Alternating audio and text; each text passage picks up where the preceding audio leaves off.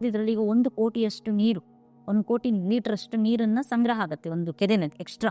ಆ ಕೆರೆನ ಕಟ್ಟಬೇಕಾದ್ರೆ ಒಂದು ಹಂತಕ್ಕಿಂತ ಜಾಸ್ತಿ ನೀರು ಬಂತು ಅಂದ್ರೆ ಕಟ್ಟೆ ಡ್ಯಾಮೇಜ್ ಆಗುತ್ತೆ, ಕಟ್ಟೆ ಒಡೆದೋಯ್ತು ಅಂದ್ರೆ ನೀರು ಸ್ಟೋರ್ ಆಗದ, ಬೆಳೆಗಳೆಲ್ಲ ನಾಶ ಆಗುತ್ತೆ ಅನ್ನೋ ಕಾರಣದಿಂದ ಅವ್ರು ಒಂದು ಹಂತ ತನಕ ನೀರು ತುಂಬಿದ ತಕ್ಷಣ ಅದು ಓವರ್ಫ್ಲೋ ಆಗಿ ಹೋಗ್ಬೇಕು. ಆ ಓವರ್ಫ್ಲೋ ಆಗಿ ಹೋಗೋ ನೀರು ಕೂಡ ವೇಸ್ಟ್ ಆಗಬಾರ್ದು, ಅದು ಇನ್ನೊಂದು ಕೆರೆಗೆ ಸೇರ್ಬೇಕು ಅಂತ. ಈ ತರ ಸೀರೀಸ್ ಪ್ರಕಾರನೇ ಕೆರೆಗಳಿದಾವೆ. ಇಲ್ಲಿ ಈ ಕೆರೆಯನ್ನ ನಾವು ಅಭಿವೃದ್ಧಿ ಪಡಿಸ್ಬೇಕು ಅಂದಾಗ ಕೆರೆ ಎಲ್ಲೋ ಮುಖ್ಯ. ಕಟ್ಟೆ ಲೀಕ್ ಆಗ್ತಿದ್ರು ಕೂಡ ಕೆರೆಗೆ ನೀರು ಬಂದಿದ್ದು ಉಳಿಯಲ್ಲ, ಹೋಗುತ್ತೆ.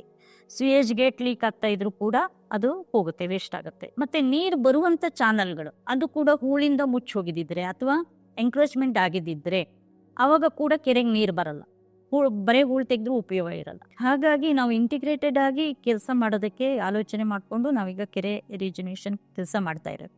ಮೊದಲೆಲ್ಲ ಗದ್ದೆಗೆ ನೀರು ಹಾಯಿಸ್ಕೊಳ್ಳೋದಕ್ಕೆ ನೀರುಗಟ್ಟಿ ಅಂತ ಇರ್ತಾ ಇದ್ರು. ಅವ್ರು ಏನು ಮಾಡ್ತಾ ಇದ್ರು ಅಂದರೆ, ಕೆರೆನಲ್ಲಿ ನೀರು ಎಷ್ಟು ಬಂದಿದೆ, ಎಷ್ಟು ಜಮೀನಿದೆ, ಎಷ್ಟು ಜಮೀನಿಗೆ ಈ ನೀರನ್ನು ಹಾಯಿಸ್ಬೋದು ಅಂತ ಹೇಳಿ ಅದರ ಆಧಾರದ ಮೇಲೆ ರೈತರನ್ನೆಲ್ಲ ಕೂರಿಸ್ಬಿಟ್ಟು ಹೇಳ್ತಾ ಇದ್ರು ಅವರು. ಅದರ ಪ್ರಕಾರ ನೀರನ್ನು ಎಲ್ಲರಿಗೂ ಹಾಯಿಸುವಂಥ ಕೆಲಸ ಅವ್ರು ಮಾಡ್ತಾ ಇದ್ರು.